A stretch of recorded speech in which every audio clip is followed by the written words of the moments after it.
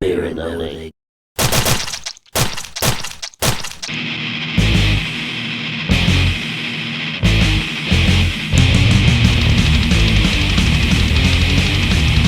Welcome to BnL's Chug, a lightning-fast recap of beer news that may or may not have pissed you off last week. We go back through it all over again to get you getting pissed off so you can get over it and move on to the new shit that's going to piss you off this week. I'm Samuel Sly with 3 fast, fresh headlines. Some people are calling for a boycott of Ballast Point. It was revealed that their parent company, Constellation Brands, periodically gives money to political PACs, particularly those of Paul Ryan. Now, in an interesting push, one site used examples of boycotts in the 50s, 60s, and 70s as proof of change. Nothing from the 80s onward? Cool. You show me a boycott that has worked in the past 30 years, and we'll be on board. Now, in the meantime, let's just let our modern version of boycotting, aka social shaming, do its job.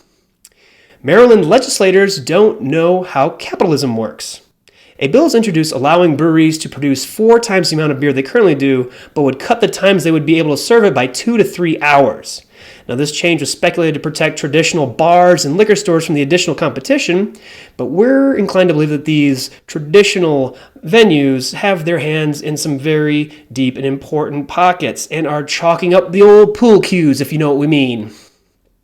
We mean they're jerking them off with their hands, aggressively. Lastly, Vermont reveals that it has a super tight asshole and cannot take a compliment. A California brewery released a one-off beer that was labeled as a Vermont farmhouse ale and upset some people who are sticklers for the representation of Vermont origin rule. That is a real thing.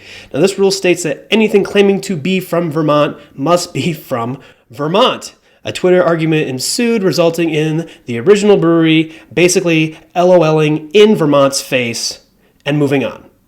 As well as you should too, Vermont.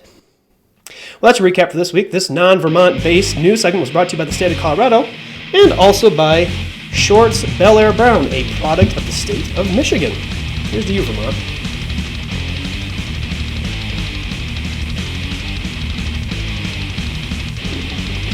Oh. Come back next week to find out what pissed you off last week.